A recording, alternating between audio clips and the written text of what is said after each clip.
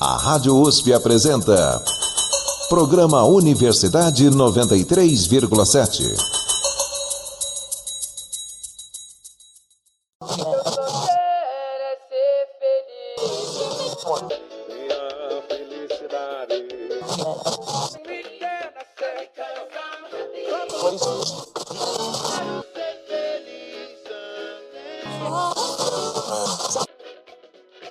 Você está ouvindo o programa Universidade 93,7.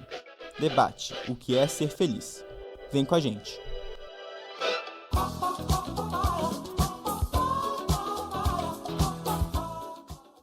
Bom dia, caros ouvintes. Meu nome é Pedro Fagundes. E eu sou Lucas Torres. Bom dia. Estamos começando o nosso programa O que é ser feliz? Exatamente. O primeiro programa foi específico sobre a busca da felicidade, enquanto este agora será delimitado em Entendendo a Felicidade. Para isso, vamos repetir a presença dos nossos ilustríssimos convidados, que já nos acompanharam no primeiro bloco. São eles, vale repetir. O primeiro é Luiz Felipe Moretti, que é voluntário do Templo Budista Tsongkwan, na Vila Mariana. Lá, eles oferecem cursos, fazem meditações e passam à frente os ensinamentos de Buda. E o segundo é Sérgio Amadi, professor no Hospital Albert Einstein, e ele também é CEO da FITER, uma empresa que mede os níveis de satisfação e felicidade em ambiente de trabalho por meio de inteligência artificial e neurociência. Queremos propor uma reflexão quase que fotográfica. Para revelar um rolo de filme, por exemplo, precisamos do negativo, que contém as cores inversas da foto final. Do mesmo modo, para compreendermos qualquer discussão em sua totalidade, temos que sair do lugar comum e debater a sua contraparte. Neste caso, a tristeza. É justamente desse outro lado da moeda que encontramos que sustenta o nosso objeto de análise. Não existe luz sem sombra, yang sem yin, arroz sem uva passa, por mais que devesse, ou, neste caso, felicidade sem tristeza. A partir desse ponto de vista, recorreremos à ciência para entender o que dá origem à depressão e como navegamos na tristeza. Quem nos ajuda nessa pesquisa é o repórter Murilo César Alves. A depressão é um mal do século XXI. Segundo dados da Organização Mundial da Saúde, mais de 300 milhões de pessoas ao redor do mundo são acometidas com sintomas dessa doença. Há diversos graus para a doença, que resultam em uma série de ineficiências no dia a dia, como perda de apetite e insônia. O quadro depressivo muitas vezes é confundido com um momento pontual e único de tristeza no dia a dia.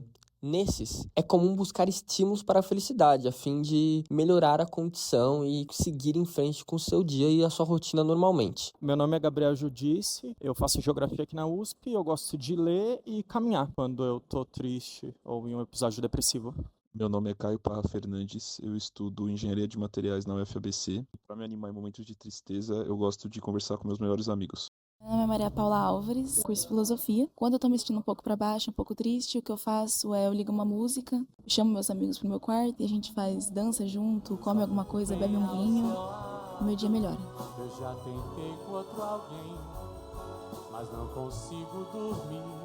Sem seus braços vou dizer, eu só fico bem ao seu lado. Eu já tentei com outro alguém, mas não consigo dormir sem seus braços. Cotidianamente, a esses momentos de tristeza é atribuído o termo depressão, ainda que esse não seja o mais correto. Mas no caso da depressão clínica, diagnosticada por médicos, não há uma só causa para a tristeza. Diferentemente de algo momentâneo, nestes, ela costuma prevalecer por semanas a fio. É o que aponta Frederico Navas Demetrio, médico assistente do Instituto de Psiquiatria do Hospital das Clínicas da Faculdade de Medicina da Universidade de São Paulo. O fato de ter tido um evento desencadeante não significa que não seja uma depressão. Muitas vezes a pessoa imagina que uma depressão biológica, uma depressão endógena, vai começar do nada. O fato de ter um evento desencadeante, e isso é muito importante, não desvaloriza o fato de se preencher os critérios, é uma depressão médica e precisa ser tratada. O mais comum é que a origem da depressão esteja relacionada a algum episódio pontual de tristeza ou até pré-condição biológica, e isso desencadeia ou agrava a condição clínica. Mas há casos em que pacientes que gozam de plena felicidade apresentem quadros depressivos mesmo assim. Nem sempre a felicidade garante que o indivíduo não vai entrar em depressão. Às vezes a parte biológica é tão importante, dependendo da genética e inúmeros outros fatores, que mesmo uma pessoa no gozo da plena felicidade pode entrar em depressão, mas não é o mais frequente. Qualquer que seja o grau de depressão, leve, moderado ou até severo, é recomendado acompanhamento psicológico ou, se necessário, psiquiátrico. O tratamento, que pode ter ou não a intervenção de medicamentos, foca principalmente em uma coisa: normalizar a atividade dos neurotransmissores do cérebro, a serotonina, a noradrenalina, a dopamina, o glutamato, entre outros. Cada um deles tem uma consequência sobre o nosso corpo e sobre o nosso ânimo. No fim, a gente sabe que tem inúmeros neurotransmissores envolvidos. Normalmente existe uma redução relativa em algumas áreas do cérebro, mas em outras áreas do cérebro, ao contrário, elas podem estar hiperexcitadas, parece um contrassenso, né? A gente está falando de depressão, sempre a gente imagina uma coisa para menos, mas em alguns circuitos do cérebro, durante um episódio depressivo, esse circuito está hiperativado. Todos esses neurotransmissores são estimulados por ações comuns do dia a dia. Música e musicoterapia, por exemplo, podem estimular a liberação de serotonina e dopamina. Psiquiatras também buscam encontrar outros estímulos em cada um dos pacientes. Médicos podem recomendar desde atividades físicas até algum hobby que traga felicidade ao paciente, que coloque ele numa zona segura. São os casos de música, como já dito, leitura ou até meditação, para auxiliar no pós-tratamento, quando as atividades do cérebro já estão normalizadas. Encontrar esses estímulos é um desafio, mas são fundamentais para continuar o tratamento após a intervenção psicológica ou psiquiátrica. Se você apresenta algum dos sintomas de depressão mais comuns, como falta de concentração, ganho ou perda de peso rapidamente, ansiedade, culpa e tristeza frequente, busque acompanhamento médico e psicológico. Para mais informações, consulte o site do Ministério da Saúde. É uma questão muito séria. Dados do governo da Organização Mundial de Saúde afirmam que 15,5% dos brasileiros já lidaram com depressão em algum momento da vida. Já 5,8%, ou seja, quase 12 milhões de pessoas no Brasil, vivenciam isso neste momento. São números altíssimos. Os mais altos da América Latina. Com isso em mente, pergunto, o que seria mais eficiente para reverter esse cenário no país? Empregos estáveis e alinhados ao perfil profissional dos trabalhadores? Um auxílio clínico acessível? Uma rede de apoio ou um refúgio espiritual? Um pouco de tudo ou nenhuma das opções? Podemos começar com você, Felipe. Todas as áreas precisam ser melhoradas, que você falou. Tem melhores condições de emprego, empregos alinhados com a capacidade, o desejo de cada um, melhores investimentos, né, do governo em educação, saúde, segurança e também, como o Sérgio falou, buscar os seus hobbies, a espiritualidade. Eu vou puxar a sardinha para minha brasa, né? Também, assim, eu falo por experiência própria. A minha busca espiritual me ajudou muito nessa questão, pessoalmente. Então, isso me supriu de uma forma que eu recomendo para todas as pessoas que tiverem interesse em buscar. E por experiência própria, não só, assim, a questão filosófica, mas como falou na reportagem, a meditação. O que é a meditação? A meditação é treino da mente. Então, é você fortalecer e purificar a sua mente. E a meditação, ela, inclusive, tem estudos, e acho que o Sérgio pode falar melhor do que eu, que ajudam a regular esses hormônios, essa química do cérebro. Não só uma questão, falando espiritualmente, mas biológica. Agora é a sua vez, Sérgio. O que é necessário para que a taxa de pessoas com depressão no Brasil diminua? A gente começa a falar um pouquinho sobre prevenção e promoção de saúde mental, né? Então, você trouxe alguns índices que são realmente altíssimos do Brasil. E, de novo, a gente precisa trazer agora um ponto técnico da singularidade, sem querer ser repetitivo. Cada ser humano tem um coeficiente de como, e como a reportagem falou, tem algumas pessoas que buscam falar com amigos para reduzir o sofrimento, para ser mais feliz, fazer meditação. E cada ser humano tem uma fórmula para ter a sua resiliência. Contribuindo com um ponto aqui, fazer um recorte de 15 segundos, trazendo que o ser humano tem 86 bilhões de neurônios. O ser humano ele tem 32 tipos de personalidades diferentes e 9 tipos de inteligência. O que significa que cada um tem uma preferência individual. Eu vou dar um exemplo da minha vida, você trouxe um pouco da sua, né? E tem vários estudos que falam efetivamente que pessoas que têm uma religião ou que segue de forma de ter rituais, por exemplo, de oração, que a oração ela equilibra o cortisol no cérebro humano e faz a pessoa ficar mais calma. E dá um efeito analgésico no cérebro, como se você tivesse tomado um remédio. Tá? Algumas pessoas fazendo atividade física, tem números que falam que pessoas que dão 4.000 passos, se você olhar a perna das pessoas, e pessoas que têm um design físico com 4.000 passos por dia, são pessoas que ficam muito menos doentes, inclusive tendo longevidade. Então, o ponto principal quando a gente olha a política de prevenção e promoção é um equilíbrio entre, primeiro ponto, incentivo às inteligências espirituais.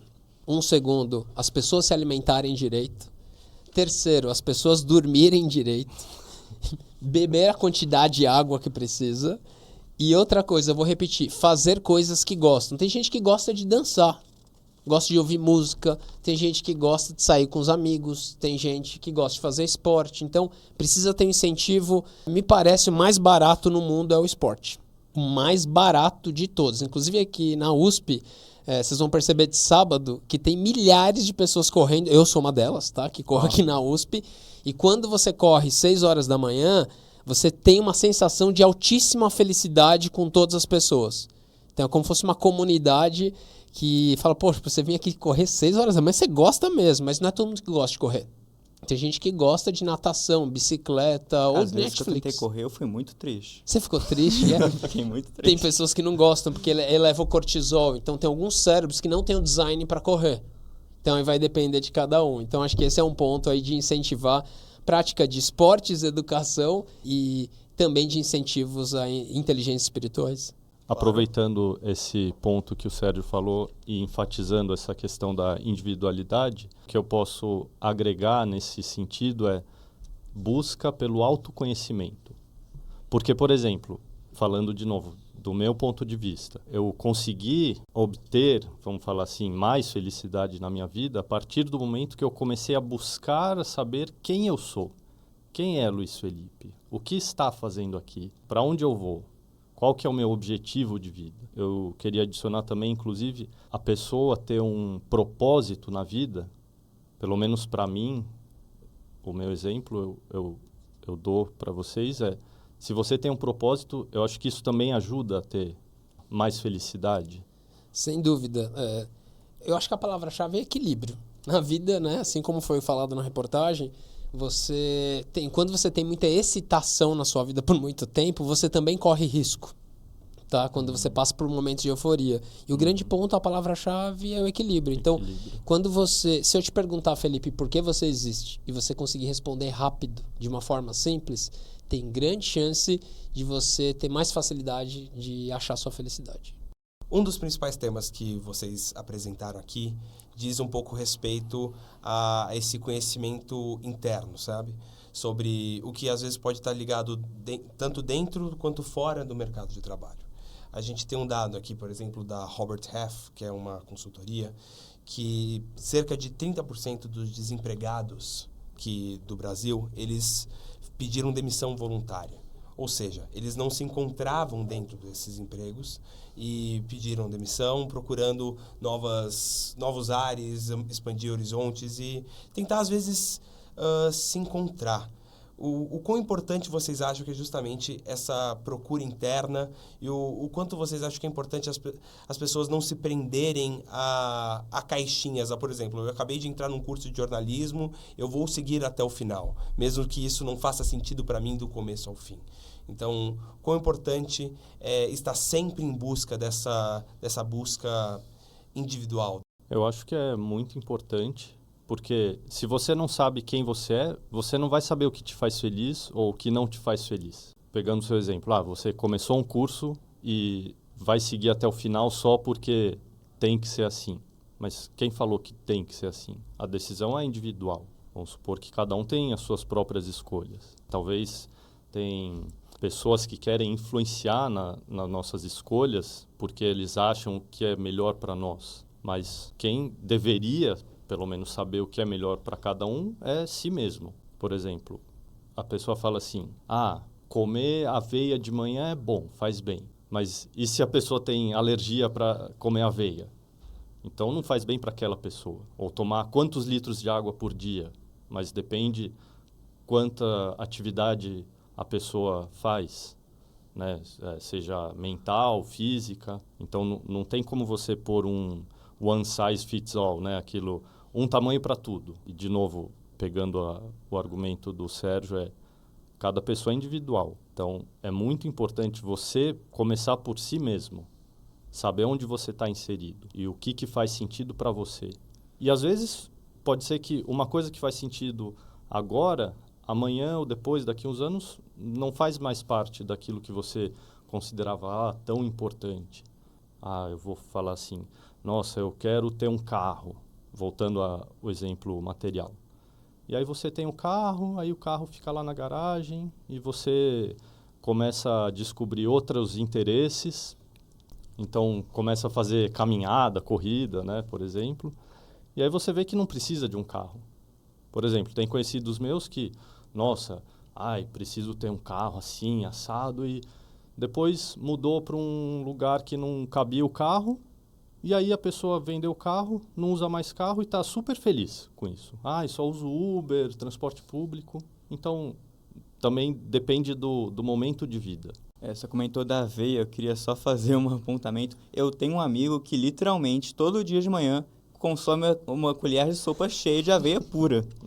Nunca entendi, mas enfim, como vocês comentaram, cada um com sua individualidade, né? Eu acho que tem a ver com os rituais que o Sérgio falou, né? Quem sou eu para julgar? Eu queria que o Sérgio Amade comentasse essa fala, né? Então, eu acho que trazer um pouquinho dos números, né? Falando que, se eu não me engano, 30% dos empregados foi demissão voluntária que pediram demissão. É para eu falar a verdade? Deve. Bom, o que acontece aqui no Brasil, o tempo de permanência médio de um brasileiro é em torno de 1 ano e 3 meses no mesmo emprego. É um drama. Se a gente comparar com países desenvolvidos, a gente fica pouquíssimo tempo no trabalho. E queria falar de um negócio, quase que um palavrão, chamado neuroplasticidade. Eu vou trazer quase que uma ambiguidade aqui para a discussão. Desculpa deixar um pouco mais complexo, mas é o seguinte. O cérebro tem uma capacidade elástica de adaptação. Do ponto de vista de biologia, de neurônio e de você conseguir se adaptar ao ambiente. Então, Pedro, por exemplo, se alguém que está ouvindo a gente está desesperado, que acha que está no curso errado, existe salvação. Existe salvação porque pode ser uma temporada ruim e o cérebro ele vai se adaptar àquele cenário e consegue reproduzir felicidade num curso que aparentemente ela não gosta. É muito comum virar um semestre e a pessoa ter uma disciplina e começar a entrar no campo e começar a sentir prazer com aquele estudo. No trabalho é a mesma coisa, Felipe. Então, no trabalho é muito comum você começar a trabalhar num lugar que você fala, meu Deus, não vai dar certo aqui, primeiro dia é um drama, e chega uma hora o cérebro ele se adapta. O número que a neurociência fala que o cérebro consegue bater a plenitude de adaptação e de treinamento do cérebro são 10.000 horas. Se a gente fizer a conta de 10.000 horas, a gente vai pegar, se você, por exemplo, trabalhar 8 horas por dia, ele vai dar em torno de 5 anos aproximadamente. De 5 anos você treinando 8 horas por dia, você vai ter de 5 a 10 anos na média que você consegue se adaptar a uma situação. Então, às vezes a gente escuta o papai, a mamãe, a vovó e o vovô falando, eu fazia um negócio que eu não gostava durante a minha vida toda e depois, porque o cérebro ele cria essa neuroplasticidade que na prática você se adapta e você começa a sentir prazer naquilo que você não gostava antes na sua vida. Então tem gente que na infância gostava de uma coisa e começa a criar um hábito na fase adulta e começa a gostar disso. Então esse é um grande ponto. Mas isso reforça que assim, hoje a gente tem uma média de 11 a 13% de desemprego no Brasil, né? Se você perguntar para essa pessoa sobre o que é felicidade, vai lá perguntar quem está com dívida financeira, quem está desempregado, o que é felicidade, aí Maslow vai explicar de novo que é necessidade fisiológica, segurança. Mas para fechar minha fala aqui, não dá para ter certeza, porque pode ser que a pessoa está passando um drama que é totalmente irreversível. Agora, existem sim cenários caóticos. Por exemplo, uma pessoa muito introvertida, com grau de introversão de 92%, que ela precisa se comunicar 90% do tempo no curso dela, na profissão, ela vai entrar num grau de estresse muito grande de cortisol, vai elevar o cortisol, que é um hormônio que a gente produz com estresse. Isso pode também colapsar o sistema e baixa o sistema dopaminérgico. Traduzindo, você fica menos feliz, mas você pode se adaptar. Então depende muito da sua vocação cerebral, tá? Mas assim, eu consigo ver reversão quase que para tudo. Eu não sei o cálculo exato, mas eu calculo de cada 10 pessoas, 8 é possível reverter esses cenários de infelicidade. Agora, dando um passo à frente, para encerrar o segundo bloco do programa, iremos falar sobre os estímulos à felicidade. Eles aparecem nas mais diferentes fontes. Durante nosso dia a dia, não importa se em casa ou no trabalho, costumamos nos guiar por metas. Fazemos isso o tempo todo. E assim, quando não há ninguém para delimitá-las para a gente, nós mesmos as criamos. Tudo isso na ilusão de ganharmos alguma recompensa em troca. Então a pergunta é o seguinte: até que ponto a criação e a perseguição de metas é algo saudável e não uma busca impulsiva por um sentimento de felicidade que não é garantido? A palavra é sua, Luiz Felipe. Então, eu queria ler um trecho de um dos discursos do Buda. É de um discurso que chama Ensinamentos Legados pelo Buda. E aqui ele está falando aos monges ou os discípulos monásticos dele, mas eu acho que serve para todas as pessoas em geral. Aqui ele fala assim: ó monges, todos vós deveis saber que aqueles que possuem muitos desejos porque procuram seu próprio proveito sofrem muito. Aqueles que têm poucos desejos, que não procuram nem almejam nada, não experimentam tal sofrimento. Aí a palavra dukkha, aí pode traduzir como insatisfação. Então, quanto mais desejos, a probabilidade de ter mais insatisfação é maior. Menos desejos, menos insatisfação. E aí ele continua: imediatamente deveis reduzir os vossos desejos. Mais ainda, para obter toda a classe de méritos, deveis cultivar o mínimo de desejos. Aqueles que desejam pouco não se satisfazem com as lisonjas, adulações, nem são levados pelos desejos. A pessoa que diminui os desejos alcança uma mente satisfeita e assim não tem nenhuma razão para a lamentação ou o temor. Sempre ficará satisfeita e não sofrerá por causa dos desejos. Dessa causa acontece o nirvana, ou a felicidade. Isso é chamado reduzir os desejos. Ó monges, todos vós, se desejar libertar-vos de todo tipo de sofrimento, deveis contemplar a própria satisfação. A virtude do contentamento é a base dos méritos, da felicidade, da paz e da reclusão. Aqueles que estão satisfeitos estarão felizes, embora precisem dormir no chão. Aqueles que não estão, embora residam nos céus, permanecerão insatisfeitos. Esses, embora ricos, são pobres, e aqueles contentes são ricos ainda na pobreza. Os primeiros são sempre arrastados pelos 5 órgãos dos sentidos e provocam a compaixão dos que são satisfeitos.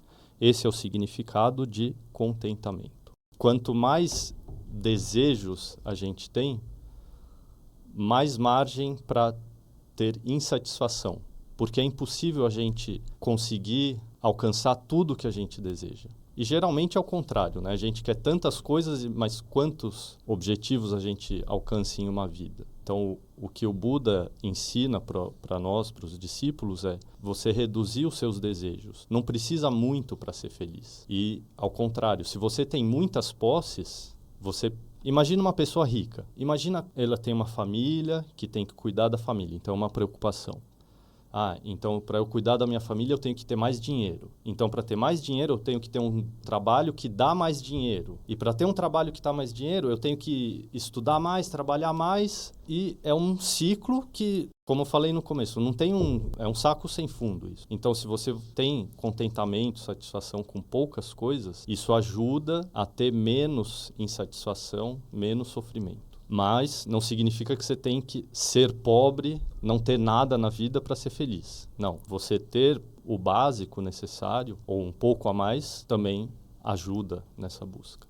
Então, daria para dizer que, de bate-pronto, a resposta para a pergunta de que a perseguição de metas, se é algo saudável ou só uma busca por um sentimento de felicidade que não é garantido, e é muito o que você falou, quanto mais nós acumulamos metas, mais difícil a gente consegue atingir cada uma delas. Então a resposta de bate-pronto seria, sim, não é saudável. Depende o quanto. O saudável tem um limite, como o Sérgio falou. Pode ser que você muito feliz, muito eufórico, e aí você cai num estado de depressão ou infelicidade, assim, não é, Sérgio? Então, depende do nível, de quantas metas você precisa para ser feliz. Sérgio, fica à vontade para complementar. Felipe me complicou agora. Ele fez Desculpa. Essa leitura, eu fiquei nirvana quase aqui que você ficou. Você me complicou, Felipe. Como que eu vou dar a resposta agora? Você é o nosso cara dos números. Eu sou o cara dos números. Caramba, e olha que eu adoro o G. Sempre falei que eu era de humanos, viu?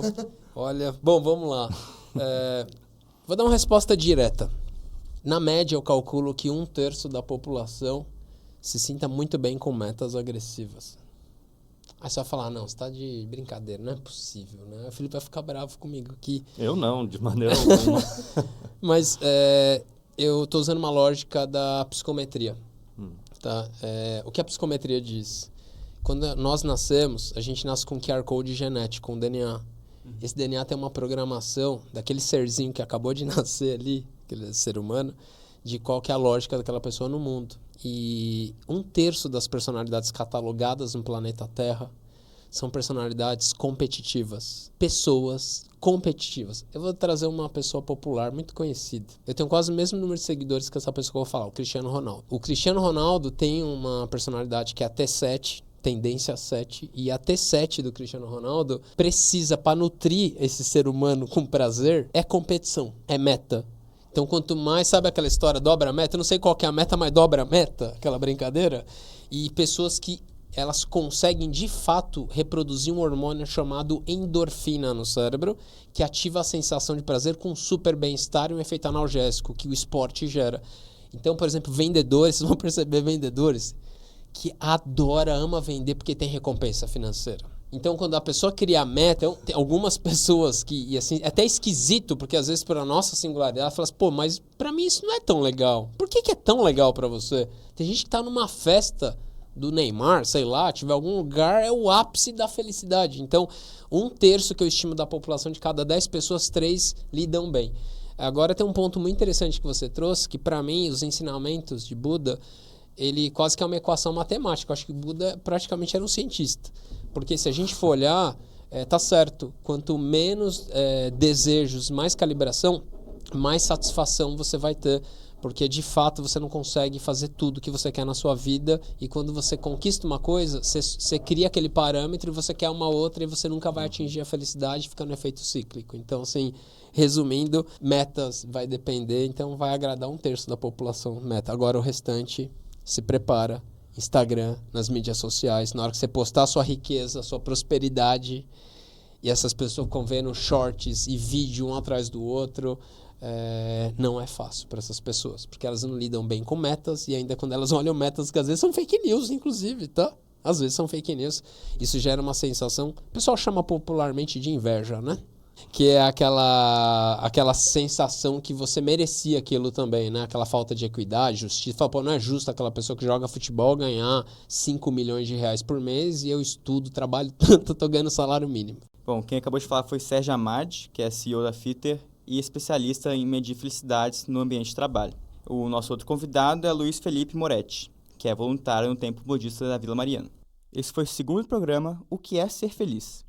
Nele, debatemos sobre o como entender a felicidade. E no último programa, sairemos do ser feliz para o fazer feliz. Reportagens apresentadas durante o programa foram feitas por Adriele Kiurian, Rebeca de Ávila e Murilo César Alves. A produção é de Rian Damasceno e Leonardo Vieira. Já a edição é de Fernanda Real. O programa foi mediado por mim, Lucas Torres, e meu colega Pedro Fagundes. A coordenação é de Naju Maciel. As músicas que tocaram durante o programa foram Rap da Felicidade, do MC Cidinho, MC Doca, Palco, do Gilberto Gil, e Minha Felicidade, Roberta Campos e Nando Reis, porém na voz de João Gomes. O Nando Reis também é responsável pela música Só Posso Dizer São Paulo. Já Extravasa, de Cláudia Leite, foi composta por Jean Carvalho, Adson Tapajós, Zeca Brasileiro e Sérgio Rostia. Isso mesmo, foi um programa muito musical. As canções Rap, de Pharrell Williams, Quero Ser Feliz Também, cantado pela banda Natiruts, e é escrita também por Alexandre Carlo e Glauco Martins. A música Sol Nascerá, a Sorrir, do Cartola e do compositor Elton Medeiros, também fazem parte da trilha do programa.